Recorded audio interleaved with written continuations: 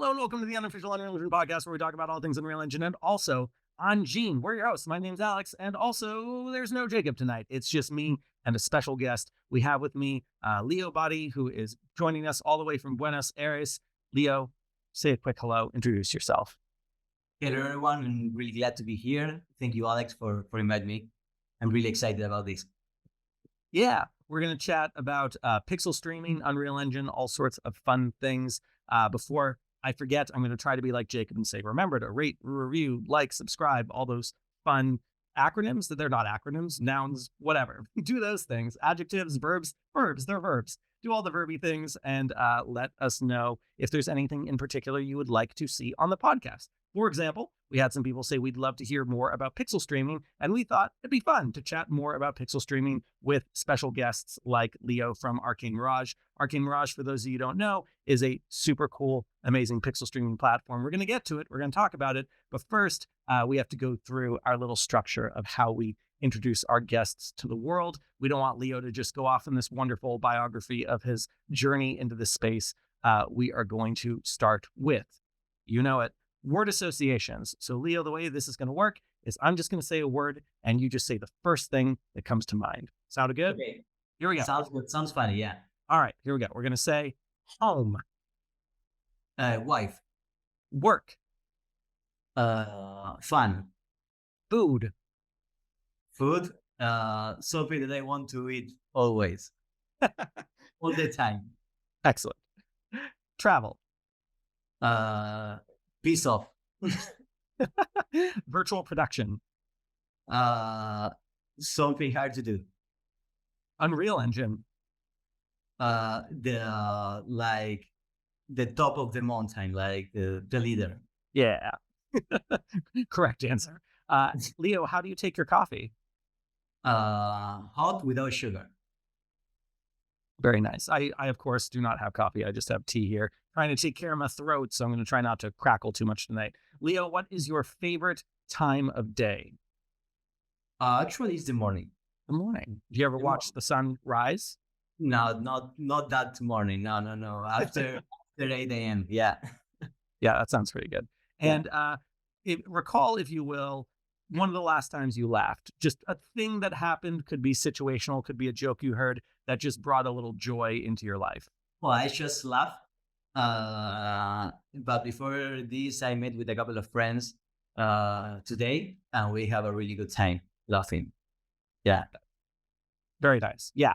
I feel like more and more, if we can actually get together with real people, especially together in the real world, it's nice. I do like a little like XR social club thing on Mondays in VR chat, and that's fun. And that almost feels like hanging out with real people, but it's not quite the same as like actually having a group of people together. So I haven't tried that yet. I have a VR headset here, but I'm not using it. Oh, Yeah, we all my friend, we bought all VR headset. We play around a little bit, but we afterwards we drop it. But we have to take it back. Yeah. yeah. What headset do you have? The question. Quest 2. Yeah. Yeah, Which I'm a little updated. Yeah, I need to upgrade maybe the hardware. Yeah. I mean, the Quest 2 is still a totally solid headset. Have you been able to try the Apple Vision Pro yet? No, not yet. One of the interesting responses that I've been hearing a lot with the Apple Vision Pro is people will go into an Apple store because they're just, giving headset demos, at least in the United States, and they'll come out of it being like, okay, there's no way I'm going to pay $4,000 for that headset. But a lot of these people are people who have never tried VR before, and it kind of converts them. And they say, yeah, I'm not going to spend $4,000, but I am going to go find a used Quest 2 for $150 on eBay. And I'm going to go play some walkabout mini golf or whatever. And so it just feels like, if nothing else, the Apple Vision Pro is starting to just normalize the idea of doing things in a headset. So that's, I think, a general win for the industry. Yeah, I always speak with my friends that they own headset. That the first time that you try that technology is amazing. No matter which headset you own, right? The first time that you put the headset, you know that there is something different in this tech, right? It's pretty amazing. Yeah. Yeah, I still remember the first time that I tried, and I was, even if I was a tech guy, I was really surprised. Absolutely. All right. Well, Leo, let's back up a little bit. So We know you work for Arcane Mirage. We're going to get to Arcane Mirage, but first we want to talk just about you. Where do you come from? What were you like as a kid? What kind of drove you into the space? When was the first time you learned Unreal Engine? Take that however you want, and off to the races you go while my throat recovers. Okay, yeah. I will try to extend so you can recover, so you have the time to recover. Well, I'm from Buenos Aires.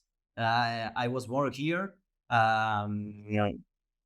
My love for computers started with video games, of course, like 99% of the people who actually develop something. I still remember that I had a computer. I don't remember the year, but I had like 7 years ago. No, 7 years ago. No, sorry. I was 7 years old. And one of the first games that I played was something to where you had to fire rockets through asteroids. Well, afterwards, I continued playing video games, and I actually started a degree on electronic engineer without even thought about like actual software engineer. And in the middle of the degree, I shift to software engineer. I changed basically the career. I started with that. I first of all I tried to explore Unreal Engine in the early Unreal Engine 4 it was, but it was really hard to enter that world because the documentation available back then was really scarce. So I dropped it and I came back a couple of years ago with the late Unreal Engine 4, right? When everything was more prepared and there were more tutorials online. But I don't have any background in actually the game industry itself. My background came from the ad tech world actually, and cloud services, right? So I'm not so familiar with all the gaming tech, although I do some little project on Unreal Engine on my free time. My strong background, my daily job is cloud services, I will say. Excellent. And It's me, basically. say that again? That's me.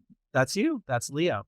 Excellent. Yeah. And similar, I come from an architecture background. I also dipped my toe in Unreal Engine very early on, like as soon as it became free. And I was like, this is a little too complicated. I tried to bring an FBX file over from Revit and it took like an hour to load and then Unreal Engine just crashed. And I'm like, okay, it's not ready for me yet. And then I came back in a few years when Datasmith had really taken off and there was more of like an ingestion pipeline from 3ds Max and Maya and Cinema 4D and all that. And then it felt more comfortable. And then, we're able to do all these cool things. Yeah. How did you come into the world of pixel streaming specifically, or cloud computing, if we want to generalize it a little bit? I will talk about pixel streaming specific. I would say that more than 1 year ago, I remember the exact date, but we were speaking with a friend of mine who is actually a VFX artist. He is the big brain on Unreal, basically, from the team, right? And we were speaking about possible tools that we can create for Unreal or for the gaming world in general, actually, not only Unreal. And we started to investigate how we can actually stream a project, like an Unreal project from one computer to another one. And we basically stumbled into the pixel streaming world without even notice. We investigate other technologies, more general technologies to do actual streaming from one computer to another one. Some proprietary technologies from NVIDIA, etc., etc. But after we stumbled into pixel streaming itself, we realized that having a basic setup where you are streaming your experience, your project to the world was really easy to do. Of course, not in scale, but if you just want to do a POC, it was really easy. The tech was there. So yeah, that was the first time that we actually realized that this technology was possible and that there was an opportunity to give something to the Unreal community, something that, in our opinion, was missing. That's excellent. Cool. And now I think it's time. Tell us a little bit about Arcane Mirage. Well, basically, Arcane Mirage is a pixel streaming platform that allows independent creators or small studios, actually, no matter how big or how small you are, we are giving you the possibility to pixel streaming your project through the web in a really easy way without having to actually enter into the details of setup a cloud service, a cloud provider, virtual servers, or whatever. We just give you pay-as-you-go service to stream your project through the web and to scale as you go, basically. I think that is the best way to describe it, right? Yeah. Yeah. The way when I first stumbled on Arcane Mirage, the first thing that came to my mind was like, oh, it's like YouTube, but for pixel streaming, just this very easy way for people to upload and share content. And of course, for those who don't know, pixel streaming allows you to render content on the cloud. You don't need the local hardware running yourself. So, all these Unreal Engine projects just available and running. And also going back to our discussion with VR, I saw also that Arcane Mirage from its earliest days had experimental WebXR pixel streaming from Unreal Engine active. So I was even able to try a little bit of having the headset streaming an Unreal Engine project from the Arcane Mirage website, which was super cool. Yeah, exactly. Yeah. Yeah, basically you described it perfectly. It's like a YouTube but for pixel streaming. Yeah, I mean, you described it perfectly. Yeah. Yeah. Yeah. And do you happen to have, for our YouTube watchers who are going to see the video feed of this, do you have anything you could share on your screen to just kind of give people a basic visual of how everything works? Yeah, of course. Great. Yeah, just a second. I will start sharing my screen. This is the first time that I have a Zoom call on this computer, so I hope that iOS will allow me to share my screen. I have to open the system preference.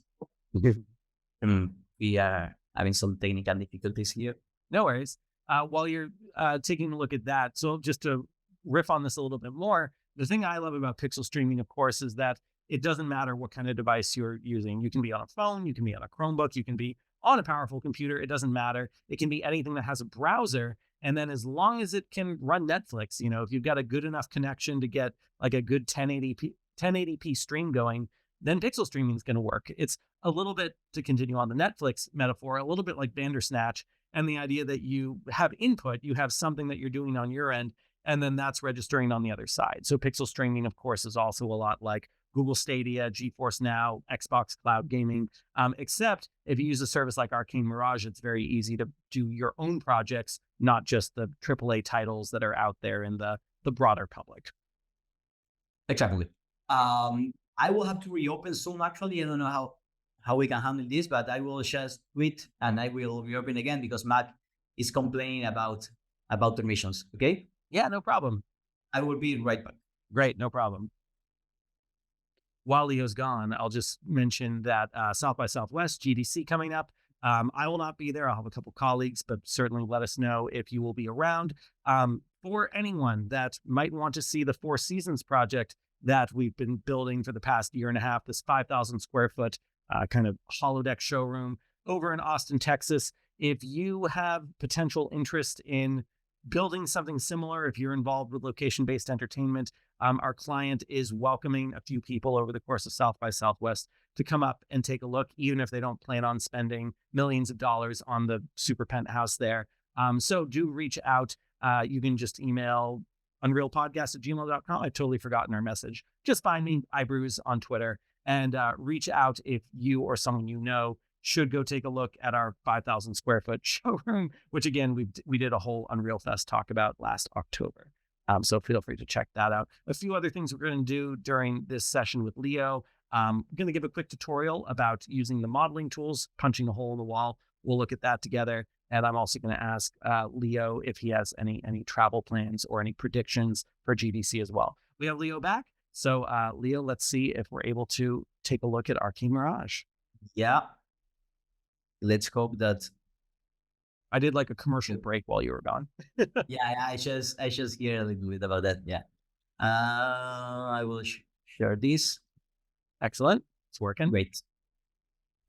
So basically, this is a homepage of Arcane Mirage. The first time that you will enter Arcane Mirage, you will see this basically, which is kind of like YouTube, right? You have a bunch of thumbnails here where you can click and you can actually start streaming right away. These are the feature project that we have pinned in the top of the page, showing basically a bunch of use cases for pixel streaming. But if you scroll down, you will start to see a pixel streaming project uploaded from our community. I will show you later, but basically, when you are uploading a project, you can upload it either privately or publicly. So if you want to upload your own project, the only thing that you have to do is, first of all, of course, have a pixel streaming ready project already packaged. We have a really small tutorial about how to do this. You can check it on our documentation. But afterwards, you can sign in here. And for our audio listeners, Leo is just signing into his Gmail account. So real simple sign-in process to get into Arcane Mirage. So yeah. So if you go to my studio is basically the place where you can upload, create, or delete your project. You click on the green button that says upload your new project. And here is basically asking me if I will upload a Linux or a Windows package project. I will go for Linux. Windows is still on beta phase. If you want to request beta for Windows, if you want to upload your Windows project, please contact us. We will grant you access to the beta. But we do recommend to our users to go with Linux if it's possible. Most of the plugins will work with Linux. Most of the rendering technologies will work with Linux. There are some special cases like maybe ray tracing that is not well supported, but in most cases you will be okay with Linux. Here basically you will have to pick a thumbnail. Like if you were uploading a YouTube video, you will basically have to upload your zip project from the real, and you will basically complete a bunch of fields: the project name, the description, instruction. Everything is pretty self-explanatory, and you will have to choose a GPU, in which GPU you want to upload this.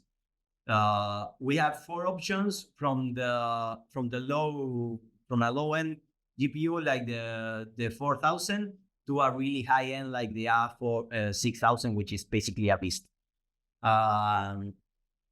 Based on the GPU that you will be using,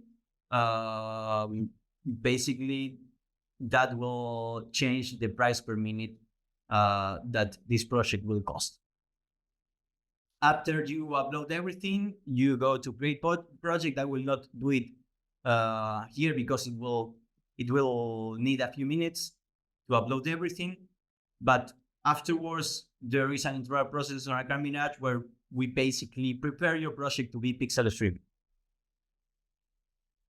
But after that is finished, you can go to your studio and start streaming basically your project. If you click on launch experience, probably okay, there was a loading error, of course, as every live demo here. Of course. Of course. Okay, so Arcane Mirage, let's go over a quick walkthrough about the platform and all the things that you can do on the platform. As you have mentioned, basically Arcane Mirage, or the best way to describe it is YouTube for pixel streaming. So the first time that you enter here, you will notice that there is a bunch of thumbnails here. Each one of these are basically a project uploaded by our user. You can scroll down and see that there's a bunch of projects. You can enter one and you can launch the experience and start seeing what Ariel has uploaded into the platform directly. But if you want to upload your own experiences, the process is really, really simple. You have to just sign in or sign up if you don't have an account already. Let's go over the whole process. I'm logging in through Google. And then you will see that there is a new menu on the left side of the web page, and there is a My Studio button here. If you press it, you will see basically all the experiences that you have uploaded. And in order to upload a new project, you have to click this button, the green one on the top right. You upload a new project, you will see here a prompt that is telling you to decide between Windows and Linux. We always recommend Linux builds. They are cheaper to run, they are faster to load, they usually perform better, and almost every plugin is Linux compatible. There are a few exceptions to this. For example, if you really need to use ray tracing, Linux is not supporting that yet, but there is a commitment of Unreal Engine to do a feature parity between what can be done in Windows and Linux. So hopefully we'll see updates in the near future about that. So I will choose Linux for the sake of the demo. Then you will have to pick a thumbnails. I will not upload any new project here because it will take a while. And the most important part here on this form is the upload your file input. This button basically will allow us to select a zip file with our package project. If you don't know how to actually package an Unreal project, because we know that not everyone is packaging projects. Maybe you are creating content and you never had the need to actually package it. There is in our documentation, there is a small section that it will take you through the process of packaging this. Even for Linux, it's really, really easy. Trust me, you can have your project packaged in only a few minutes. After the zip file is uploaded, you can pick a project name, you can pick a category. I will just fulfill everything with dummy data. You can select a thumbnail. I will choose this wood tail for my thumbnail, and then finally you will have to set up the GPU that you want to run this project. We have for RTX 4000, which will be like low-end GPUs, up to A6000, which are basically beasts. I will just pick the smaller one. Here you will see a description about what this GPU actually have, and how much tokens will consume per minute this GPU. Okay, after this you just click create your project, and you will see a small label here that is telling that this project is pending. Basically, Arcane Mirage in the behind the scenes is building your project and making sure that everything is ready to be pixel stream. After a few minutes, you will see that this has changed to succeed. I will not wait for the sake of the demo until this happens, because it might take up to 5 minutes. So I will pick another project that I already have for demo purposes, which is the Opera House by Arcane Studio. Basically, if you click on View Project, you will be able to actually see your project running through Arcane Mirage directly without having to set up any servers, any signaling server, anything related to the WebRTC protocol. You will have just the project up and running in only a few clicks. Of course, it will take a few seconds to load, because here we are basically creating a machine for you, downloading the project and setting everything for you to start receiving this project. So this is basically the Arcane Studio project, and that's it. That is how easily you can have your own project, a real engine project, up and running on Arcane Mirage. But this is not everything, right? I mean, you can also, if you want, if you have your own website, you can also embed the project into your website. Here on the, if you click on the three dots beneath the project thumbnail, you will see a button that is called Embed Project. With it will pop up at this modal, and here you will be able to set up a bunch of configuration. For example, if you want to pass through the microphone of the user that is pixel streaming the experience to the engine, you can do that. You can set up an idle timeout. For example, if you want your users to not be consuming resources when they are not active, you can set up an AFK time. You can embed with only this code into your web page the experience. You can add your loading videos, and that's it basically. Also, you can, for example, share the project with your client, your friends, your family really easily. And that's all. There is something that I missed to mention, that basically when you are setting up a project, you can decide if this project is going to be private or public, right? Private projects are not showing on the web page. Nobody can access that project without your actual permission. The public projects are the ones that are listed on the homepage. Everyone have access to those kind of projects. Yeah, Alex, that's all from my side. Cool, Leo. Thank you for showing me that. I'm curious, what are some of the things on the roadmap that you're hoping that Arcane Mirage is going to develop over the next year or however long into the future you can see? Well, there are a couple of things already on the oven. As you seen, we are planning to launch Windows support really soon. It's already in beta, it's already working, but there are a couple of adjustments that we have to do. Afterward, we are planning to start opening other regions. Currently, we do support the States, but we have plans for having servers on Europe and the APAC region as well. We know that it's crucial to have servers really close to the final user for this kind of experiences, especially if we are speaking about VR.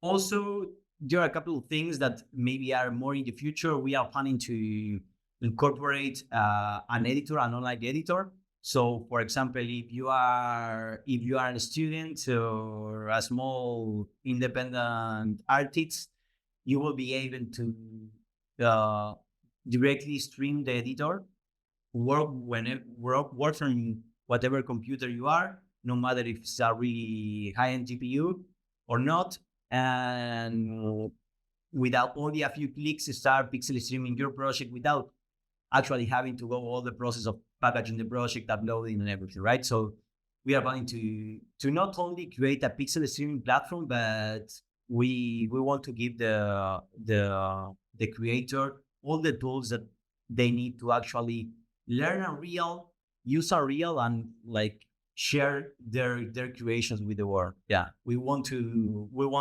It's a really ambitious plan, but we want to not be only a tool of distribution, but also something that the content creators can rely on their daily work.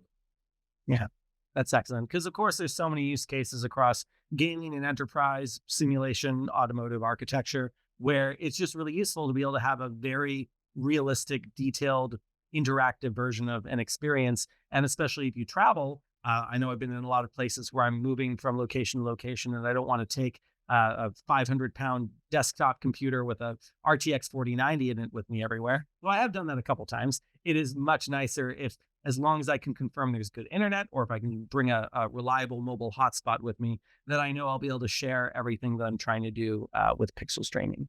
Now, for those of us who have played a little bit with pixel streaming on our own, we've enabled the pixel streaming plugin. We've gone through tutorials to, activate it locally. How much of Arcane Mirage is using the TensorWorks pixel streaming infrastructure that comes in Unreal and how much of it is customized, optimized, etc. We are using the plugin that is already built inside the engine. So you don't have to download any external or any extra plugin to actually have this running. You just have to install the standard pixel streaming plugin, and you will be able to start pixel streaming with us. There is no customization from your side. Of course, we have our own infrastructure. We have our own code to handle our servers and to do all the signaling that is needed in order to connect the streamers with the users. But in terms of what the user has to be done, that is everything that is required. Just installing a plugin, nothing more. Yeah, it's a really easy system. Even I think non-technical people can jump right into it. And then, of course, not only can you use a keyboard and mouse, you can use an Xbox controller. If you're in VR, it's going to obviously work with that input. So it's pretty cool following just the development of all this. And I just love something that I think separates Arcane Mirage from a lot of other pixel streaming platforms is how easy it is to jump into public projects that other people have published. If you go to a lot of other websites, especially if they're more enterprise focused, they might have like one or two demos that, they're hosting, but you don't get to see a lot of how potential users are actually engaged. So the fact that there's, hundreds of public experiences on Arcane Mirage that you can jump right into is great. I also quite like the fact that a lot of the example projects are a lot of the sample content you get from Unreal, like the Opera House, which you can get for free in the marketplace. There's the crop out RTS sample. There's all these things that, you might actually go out of your way to download from Unreal, install it, set it up just to see how the sample works. And a lot of times when a new sample comes out, I'll pop over to Arcane Mirage and see, like, I wonder if anyone's uploaded it yet. And it's just kind of a nice opportunity to test it out in its interactive form. Yeah, of course. And well, that is a great showcase or use case that you just described. I mean, you don't have to actually stream a full game. If you, for example, build a tool and you want to actually showcase how this is working, let's say that you have built a tool to build cities automatically, right? You can showcase that plugin or that tool directly through pixel streaming, right? It doesn't have to be a game or a full-fledged experience. It can be as simple as just a tool, a plugin, or whatever. Yeah. Yeah, and it's really great for testing. Just, it doesn't need to be finished, whatever it is. You can just upload it and see how it's going to run on different specs, because you can specify on Arcane Mirage, like what kind of hardware it's going to use, and just see how it works, which is a lot of fun. So I'm a big fan of the platform. I'm not being paid to say any nice things about it. I just like it a lot. So that's me. Are you going to, so at Unreal Fest back in October, I got the chance to meet a lot of the folks from Arcane Mirage, and we had some nice discussions. By the way, I should have asked this at the beginning. Where does the name Arcane Mirage come from? Well, it's actually, we are big geeks with this game that I told you that is the VFX artist. Yeah. We play a lot of Dungeons and Dragons. So there is a spell that is called Arcane Mirage, which is basically a spell that you can cast to basically create or modify a surface or a terrain to look different and to smell different and to be perceived different, right? So we started with this idea of the something that you can use to change the perception of the reality. That is where the Arcane Mirage name came from. Yeah, that's really great. I love it. Yeah. I was going to say, though, that, I got to meet a bunch of your colleagues at Unreal Fest. What does this year look like for you and your team in terms of travel? Are there any particular conferences people should be looking for you at? Are there other opportunities to demo it? Anything just in terms of your circuit for 2024? I don't know the agenda of this, so maybe I'm not so accurate with this, but yeah, we are planning to at least attend a few Unreal Fest that are going to be on Asia. Mm-hmm. Like the Q3 or Q4, I don't remember the exact date, but we are planning to be there. I don't have any specific if we are planning to go to anything early on in the year. But yeah, for sure on Asia by the end of the year. Yeah.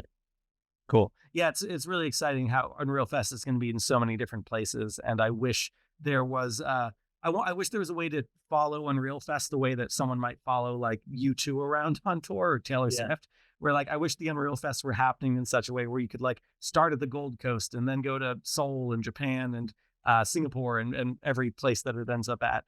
Maybe some year they'll do that. We can go on a bit of a circuit with them, but yeah, and I'm sure you'll have a couple of your folks at the Seattle version in October as well.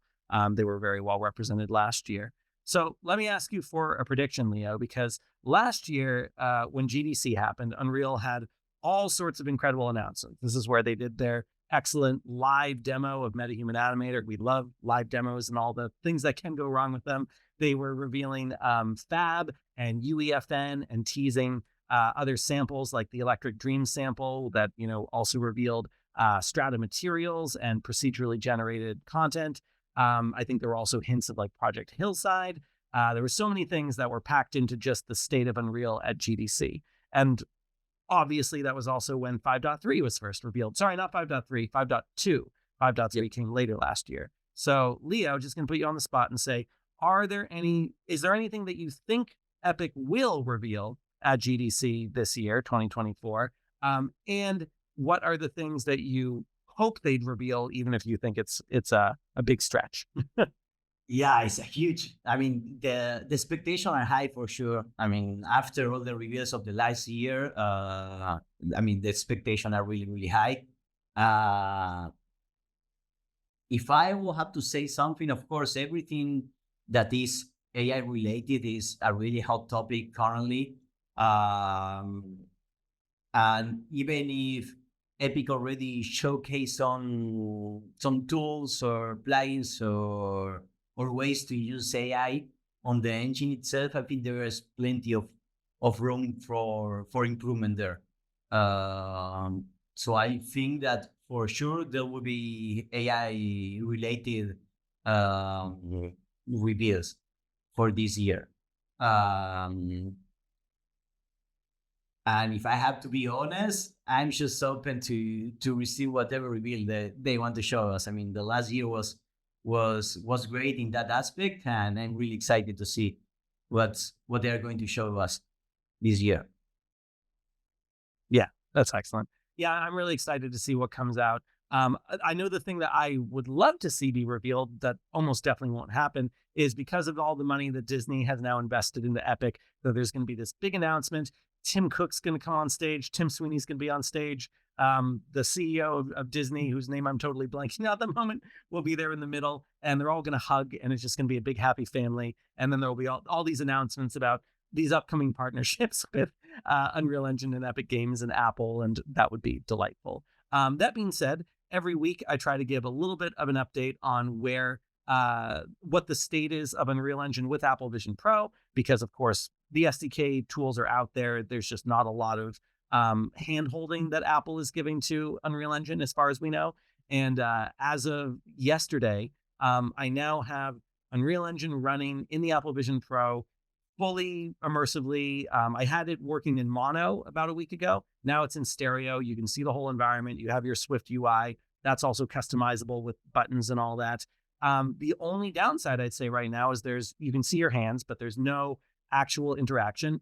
And it has like a little bit of a lag to it. I'm just using the VR template, but like it's a little bit slow. But it's getting better all the time. I'm just pulling things off the main GitHub branch, and it's feeling better and better. So I hope that we're going to see by 5.4. A lot of us are hoping that 5.4 will be revealed in some kind of form at GDC in an official capacity, that they'll be saying like, here is the stable for now version of what you can do with the Apple Vision Pro and Unreal Engine. So that would be kind of cool if that happens. Hopefully pixel streaming. Oh, by the way, I did want to mention that even when I was using the Apple Vision Pro back in November, when I had like a dev day with it, one of the things that I did with my limited time with the headset was open up Arcane Mirage and try to do some pixel streaming there. There's a bit of a weird bug right now. This isn't specific to Arcane Mirage. This is with all Unreal Engine pixel streaming in the Apple Vision Pro, where it freezes on the first frame. Like when you do enter immersive mode, snaps to the first frame, and then it won't go beyond that,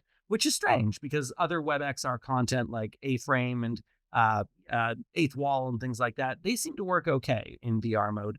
So I'd love to find some talented WebXR pixel streaming guru who can figure out how to get all that working properly in the Apple Vision Pro, because it still does feel like pixel streaming is going to be the easiest way to get content on there rather than jumping through all the Xcode hoops on a MacBook Pro that I'm dealing with right now.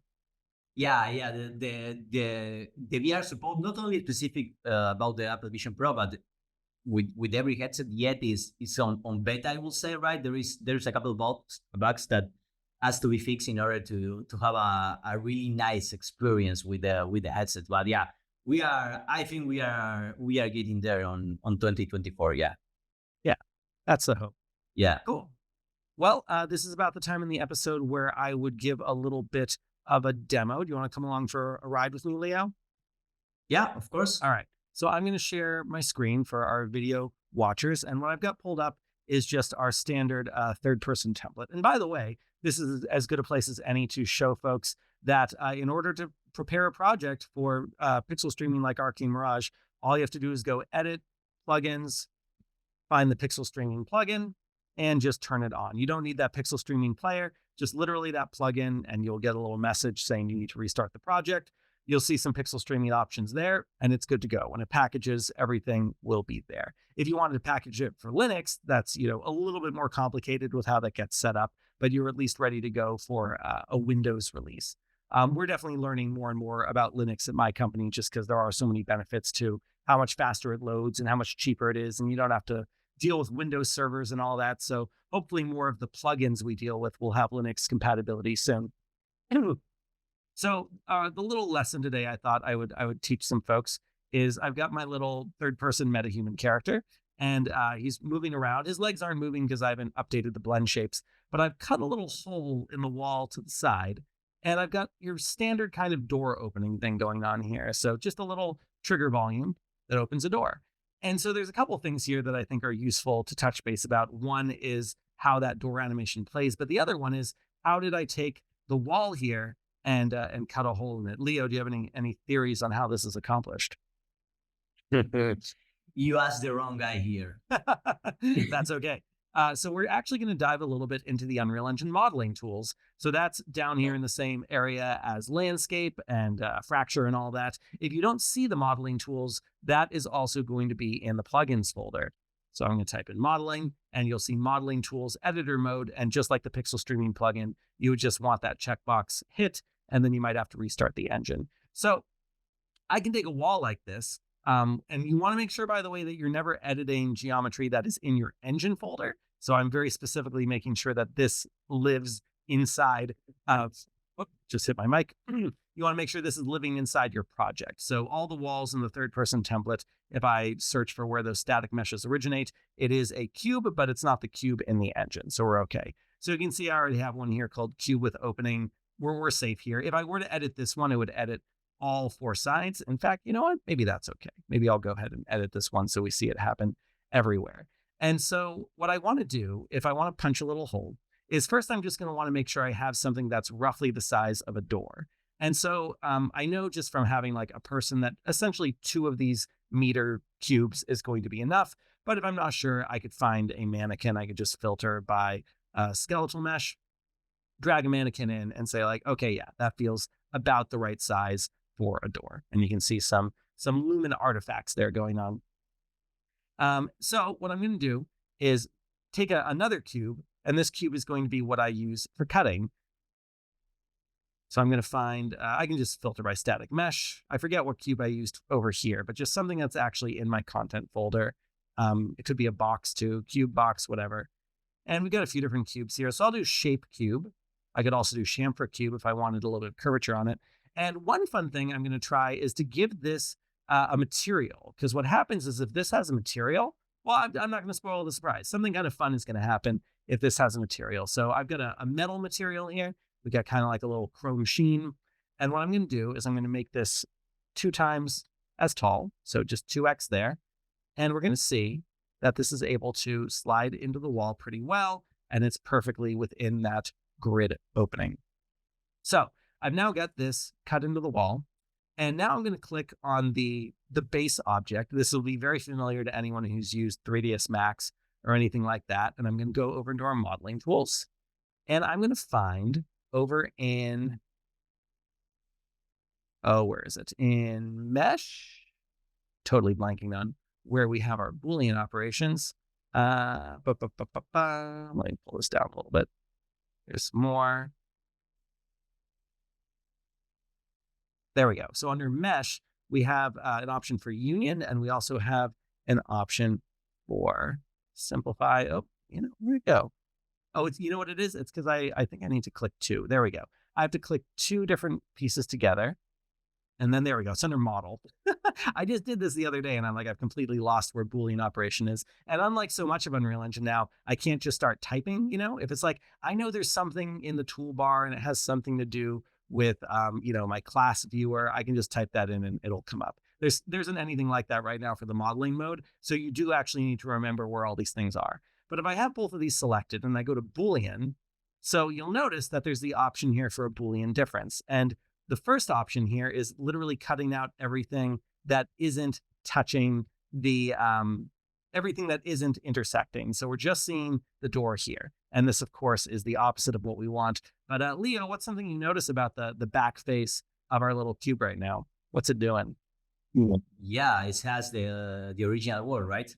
That's right. So that's a cool thing about the Boolean operation is it actually does take materials from the other object. But if I now go, instead of difference A minus B, I do B minus A, we'll see the opposite, and we'll see that the inside, where we're actually cutting this hole, now has this metal material.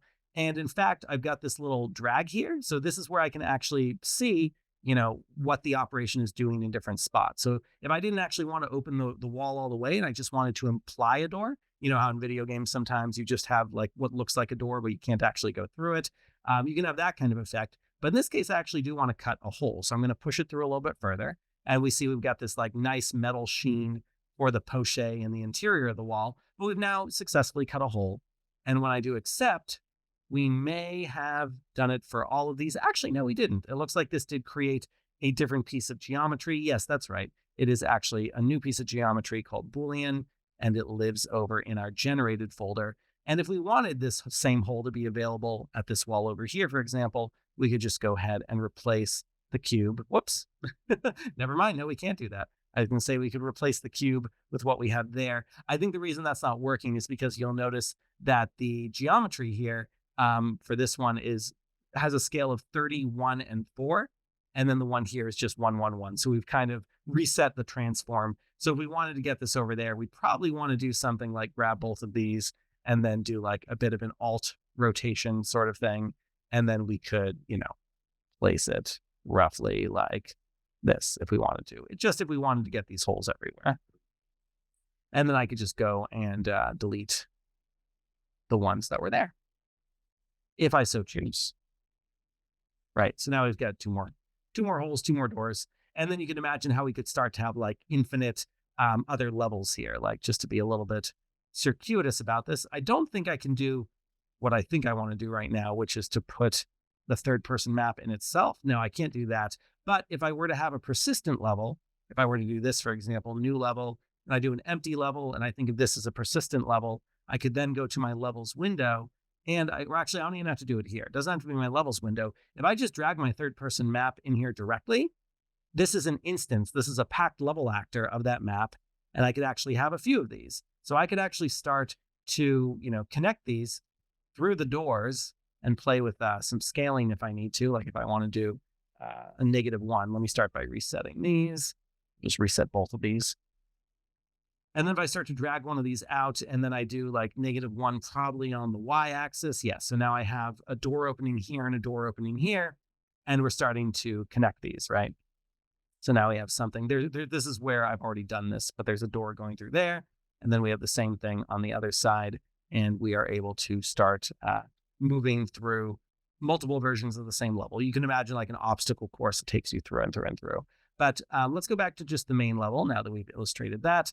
I just very briefly want to show you how we can build something like this, where we open the door. And so the first thing you want for this, if you're just doing it in the level, we'll do it for this spot right here, is a trigger volume. So I'm going to go plus, and I'm going to do trigger. And I'm going to find a trigger volume, and I'm going to put it right here. And of course, all we care about is making sure that this is located in such a way where my character can walk into it. I can make it a little bit bigger or smaller if I wanted to, but this feels about right. If I'm in this area, this is about where I want the door to open. The next thing we need is a door. So I can actually first just check my content folder and see if I have something called a door, and I do. So I'm actually going to drag this door into here, and we can even see it's not quite exactly the same size, and I could finesse the scale if I wanted to, but you know, the pivot point is in the right spot, and I can do this sort of thing just to see that it's working. And all we want to do is make it so that when we enter this trigger volume, it's going to make that door open. So the way we'll do that is we'll go into our level blueprint over here. And the level blueprint, you can actually see a little bit of the logic that's already going on that I was messing with in this level. Over here, I've got spacebar cycling through different skeletal mesh assets for changing what your character looks like. That's something maybe we'll demonstrate very briefly. But then up here, that's it. And this is another thing I was playing with allowing us to swap some different elements based on what platform we're using, Android, iOS, mobile, etc. But then we've got over here, there we go. So we have actor begin overlap, door trigger volume. We've got a little change thing happening for making our character change their clothing when they go into it. But then over here we have door open, and we're changing the actor rotation. We're setting the actor rotation directly. So we're going to do the same thing here.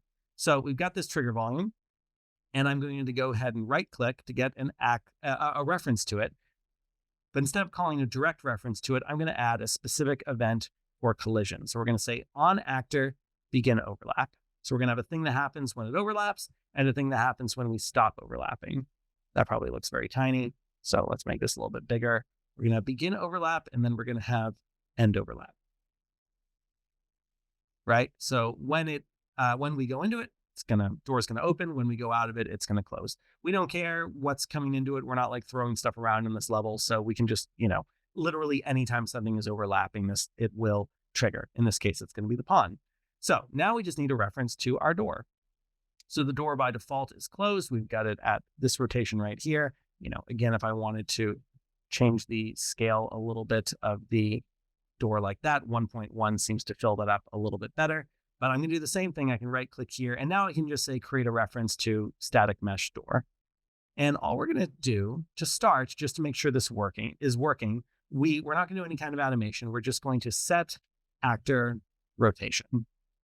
So we're just going to say, when we overlap this, let's set the rotation to, looks like we want 90. So we're going to do 90 on the Z. And then the opposite, when we leave it, we're just going to go back to 0, right? So we're doing a reference to the door in both cases. Compile, save all, and I'll press play. And just try skating over there. And we'll go boop, and we say, oh, nothing's working.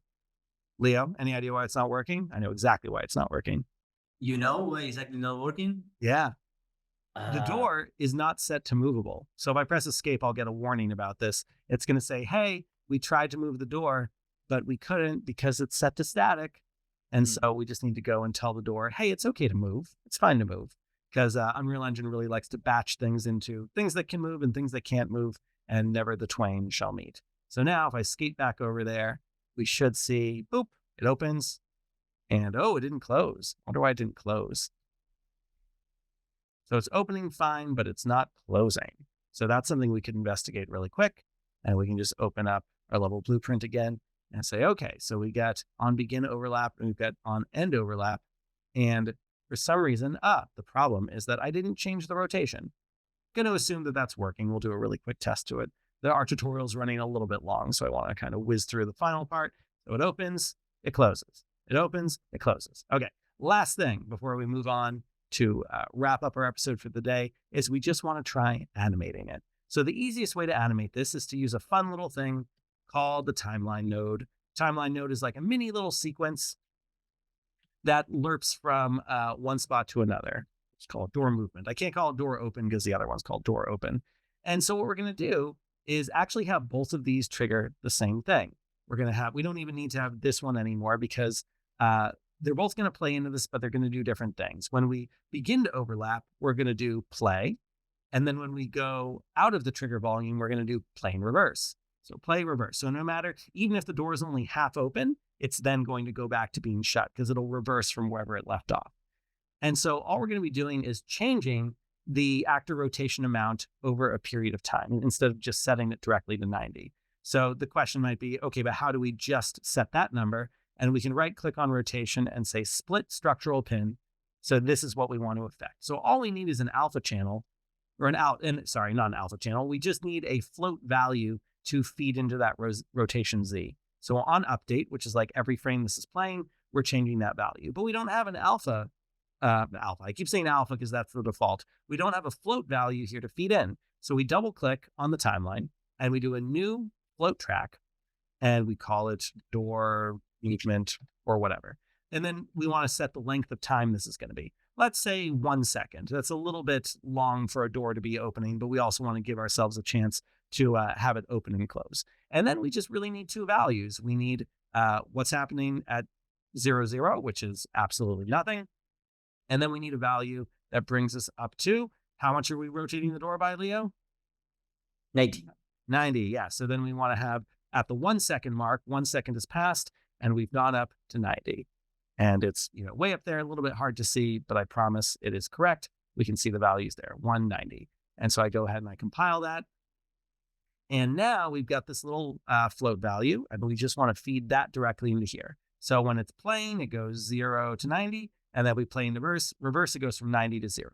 And that should be all we need to make our little fun blueprint work here.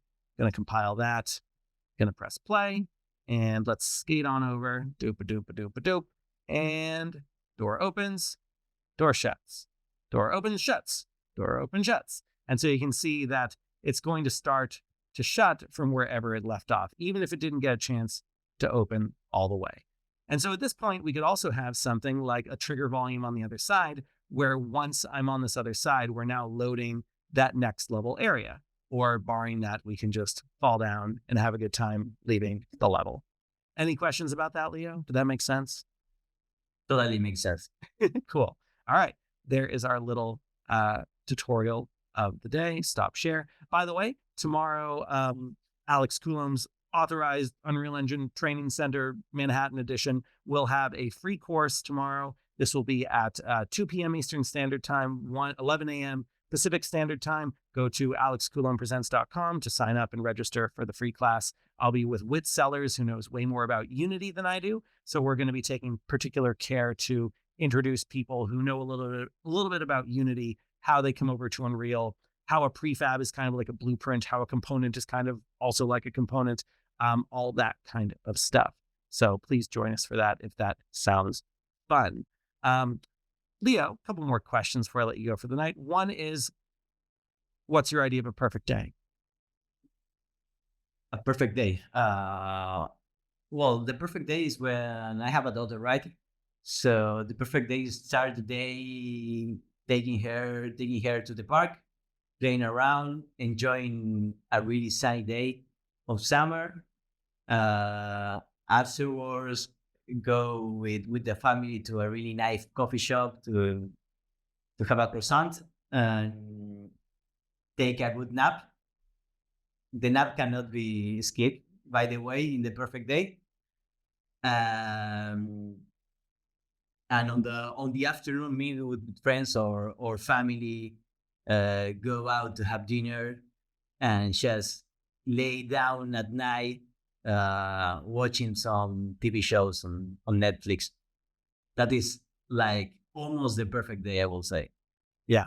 One of my favorite answers in there is the nap part. I think naps are horribly underestimated in this day and age. I think it's the exact same way, yeah.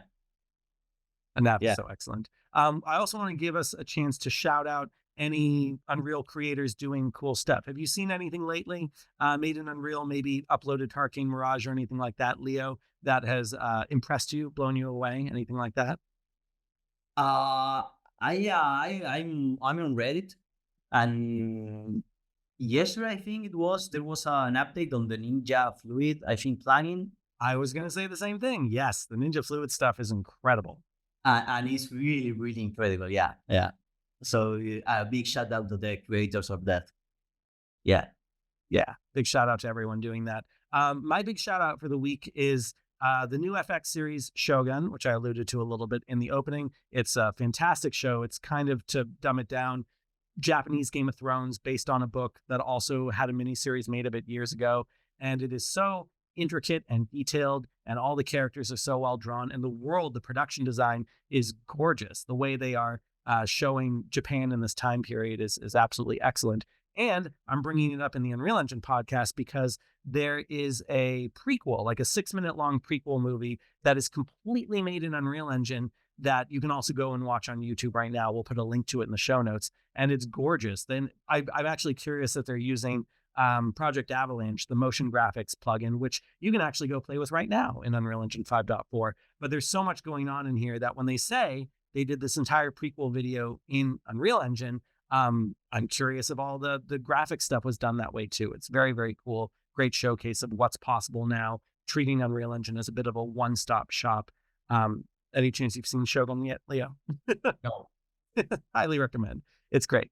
And then the last question we like to ask our guests is, what does the future look like to you? If you had to project out, 10, 20 years with all the things you're working on right now and the direction all this wonderful technology is going, some cases terrible technology, what comes to mind to you? I don't want to be pessimist, so I will take that part out, right? So let's assume that everything is great. I can foresee a future with much more tools at our disposal to actually do less work. I would love to not having to work too much, or everyone not having to work too much. I like leveraging the technology that we have at our disposal. But I think there are going to be challenges besides technology challenge, right?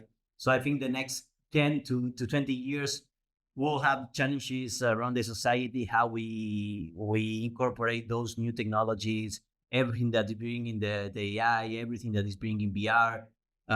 For sure, we'll have to come to an agreement on how to use those technologies for our benefit, right?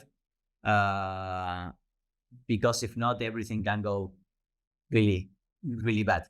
But I will say that we have more than technological challenge ahead.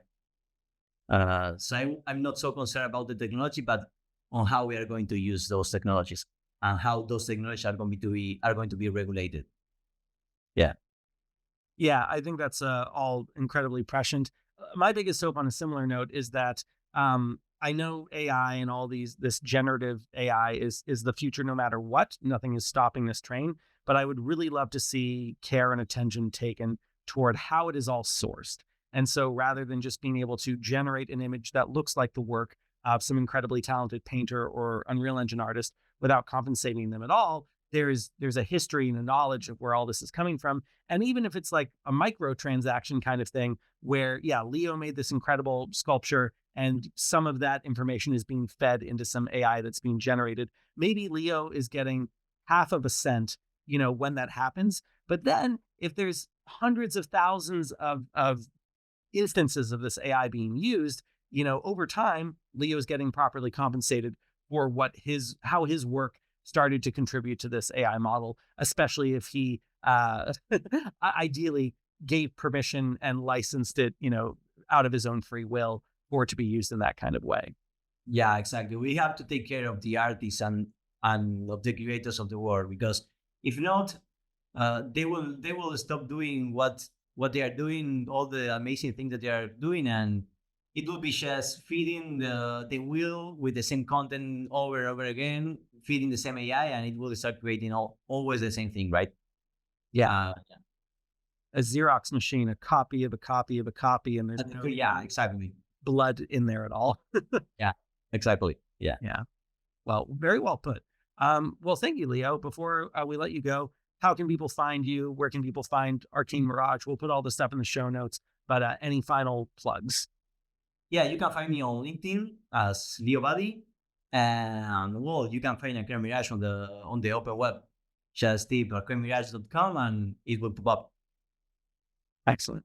All right. Well, thanks everyone for joining us on this episode of the Unofficial Unreal Engine podcast. I'm your host for the evening, Alex Coulomb. Follow us on the socials and all that. Like, subscribe. Thank you to Vikas Reddy and everyone on the Light Twist team. The studio's down for today, which is too bad because we would have loved to show our Pixel Stream studio to our Pixel Stream guest. It'll be another time. And thank you, of course, to Alan, our producer, for making us sound good. See you all next time. Thank you.